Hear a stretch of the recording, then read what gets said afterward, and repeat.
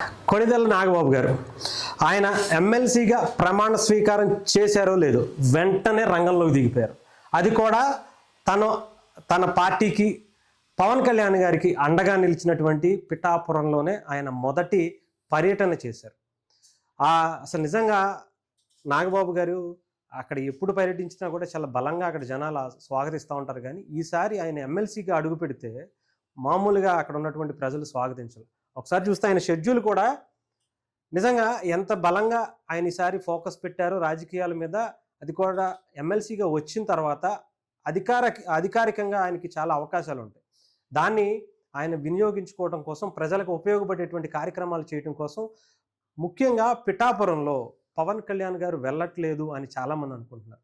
కానీ నాగబాబు గారు ఎప్పటికప్పుడు గతంలో కూడా ఆయన రాష్ట్రం అంతా పర్యటనలు, ఎలక్షన్ టైంలో కూడా పర్యటనలు చేసినప్పుడు నాగబాబు గారు మాత్రం అక్కడే ఉండి ఆ పిఠాపురం నియోజకవర్గాన్ని చాలా బలంగా అక్కడ ఉన్నటువంటి సమస్యల మీద, అక్కడ ఉన్నటువంటి నియోజకవర్గ నాయకులతో అందరితో కూడా ఎప్పటికప్పుడు మాట్లాడుకుంటూ ఎలా గెలిస్తే ఎలా గెలవాలి, దానికి సంబంధించినటువంటి గెలుపు ఏదో ఒక విధంగా గెలవచ్చు, కాకపోతే ఒక నిజాయితీగా గెలవాలి, దాంట్లో కూడా ఒక బలంగా గెలవాలి, పవన్ కళ్యాణ్ గారు అసెంబ్లీలో అడుగు పెట్టాలనే ఉద్దేశంతో నాగబాబు గారు చాలా బలమైనటువంటి ప్రణాళిక సిద్ధం చేసుకుని అక్కడ ఉన్నటువంటి పరిస్థితి.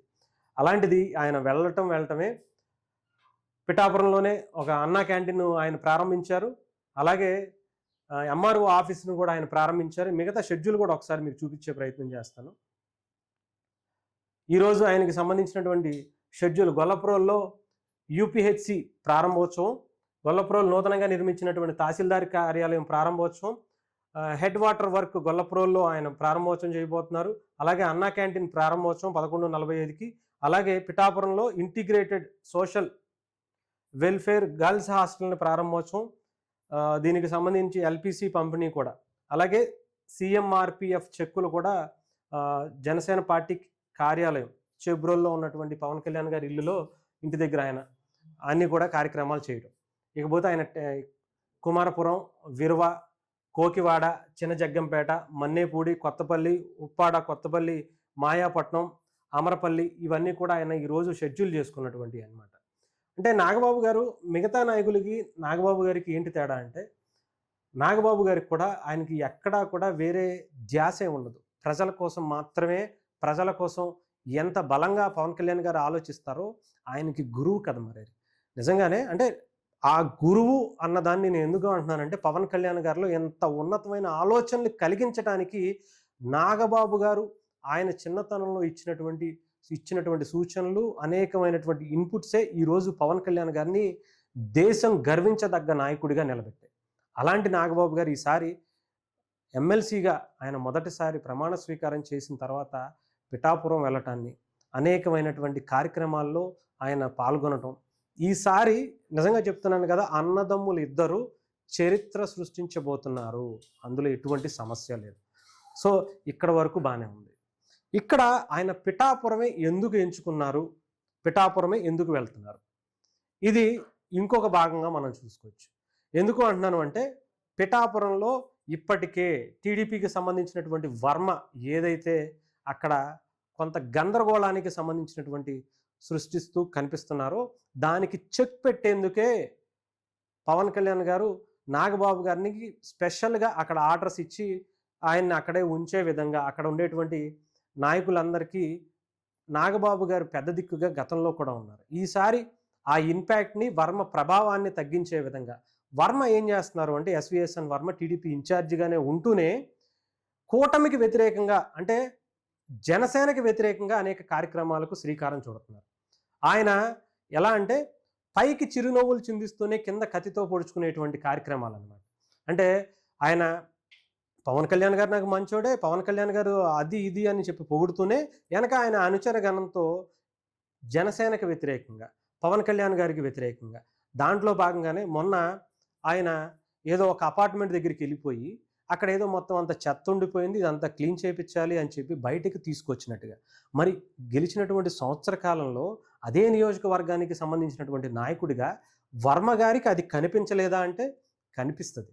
అలాంటివి చాలానే ఉంటాయి. ఎందుకంటే ఏ ఒక్క రోజులోనో ఒక సంవత్సరంలోనో తీరిపోయేది కాదు ఆ నియోజకవర్గ సమస్య.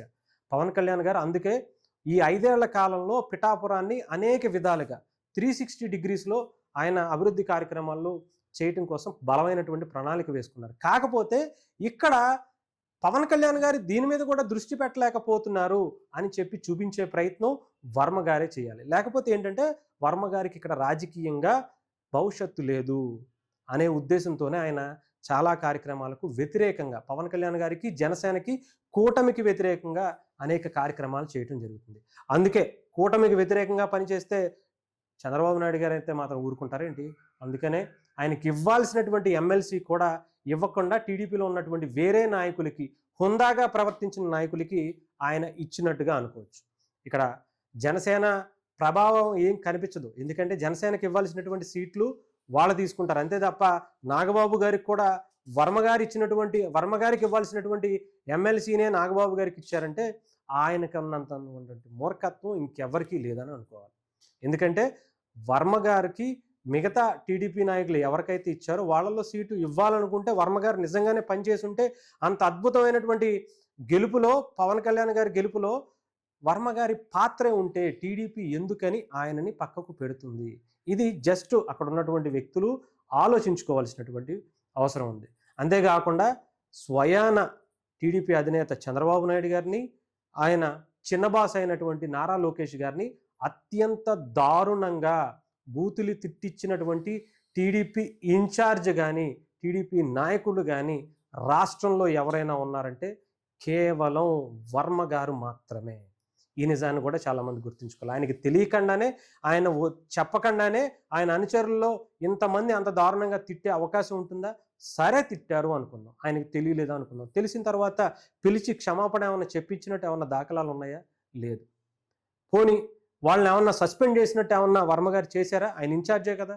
లేదు. ఎందుకు అంటే ఆయన ఆధ్వర్యంలోనే జరిగింది కాబట్టి అది పక్క వర్మ గారు, ఎస్విఎస్ఎన్ వర్మ గారు, ఆయన వర్గం పని కట్టుకుని పవన్ కళ్యాణ్ గారి స్థాయిని తగ్గించే ప్రయత్నం పిఠాపురంలో చేస్తుంది. అందుకనే ఈసారి రంగంలోకి నాగబాబు గారే ఎమ్మెల్సీగా దిగారు. అది కూడా పార్టీకి సంబంధించినటువంటి నాయకుడిగా దిగితే వేరు. ఇప్పుడు వర్మ గారికి నిజంగా చెక్ పెట్టడం కాదు, పూర్తిగా పక్కకు పెట్టేసినటువంటి పరిస్థితికి వచ్చే పరిస్థితి అవుతుంది. ఎందుకంటే నాగబాబు గారు కనుక ఇప్పుడు ఎమ్మెల్సీగా దిగటమే కాకుండా ఆయన రేపొద్దున మంత్రిగా దిగితే వర్మ కనీసం ఏమీ చేయలేనటువంటి పరిస్థితికి అయిపోద్ది. ఆయన ఏం చేద్దామన్నా కూడా గవర్నమెంట్ కూడా, కూటమిలో ఉన్నటువంటి అక్కడ ఉన్నటువంటి ఏ డిపార్ట్మెంటు కూడా సహకరించినటువంటి పరిస్థితికి అయిపోద్ది. సో ఇది స్ట్రాటజీగా కూడా అనుకోవచ్చు. వర్మకి చెక్ పెట్టాలంటే ముళ్ళుని ముళ్ళుతోనే తీయాలన్నట్టుగా ఆ ముళ్ళుకి నాగబాబు గారు లాంటి వ్యక్తే కరెక్ట్. ఆయనకి అన్నీ తెలుసు. ఆయనకి రాజకీయంగా నిజంగా చెప్పాలంటే పవన్ కళ్యాణ్ గారి కన్నా ఎక్కువ ఎక్స్పీరియన్స్ ఉన్నటువంటి వ్యక్తి. ఆయన రాజకీయంగా పోటీ చేయకపోయి ఉండొచ్చేమో. అంటే పవన్ కళ్యాణ్ గారితో 2019లో పోటీ చేశారు, నరసాపురం ఎంపీగా ఓడిపోయారు. కానీ 2009 నుంచే, 2008, 2007 నుంచే కూడా చిరంజీవి గారు పార్టీ పెట్టాలన్నప్పుడు పవన్ కళ్యాణ్ గారి కన్నా ముందు నాగబాబు గారు గ్రౌండ్ లెవెల్లో ఆయన పెట్టినటువంటి మీటింగులు కావచ్చు, తీసుకున్నటువంటి ఇన్పుట్స్ కావచ్చు, ఆయన ఎంతోమంది ఇబ్బంది పెడుతూ అప్పటి ప్రజారాజ్యాన్ని, చిరంజీవి గారి కుటుంబాన్ని ఆయనకు తెలియనటువంటి విషయాలు. ఇలాంటి ఎంతోమంది నాయకుల్ని నాగబాబు గారు ఆయన చూసేసి ఉన్నారు. ఆయన కలర్ వేసుకున్నట్టున్నారు కానీ ఆయన తల పండిపోయింది. అంతకు మించి నేను చెప్పలేను. ఎందుకంటే నాగబాబు గారు మీలాంటి వాళ్ళని ఎంతోమందిని తోలు బొమ్మల ఆట ఆడించినటువంటి వ్యక్తి. ఆయన ముందు మీ సునకానందాలు వేస్తే మాత్రం ఆయన హనుమంతుడు లాంటి. సో జాగ్రత్తగా ఉంటేనే మంచిది నాగబాబు గారితో. లేదా ఆయన చేసేటువంటివి చేస్తారు. ఎలా చేయాలో, ఎప్పుడు చేయాలో నాగబాబు గారికి పవన్ కళ్యాణ్ గారి కన్నా ఒక 4 ఆకులు ఎక్కువ చదువుకున్నటువంటి వ్యక్తి.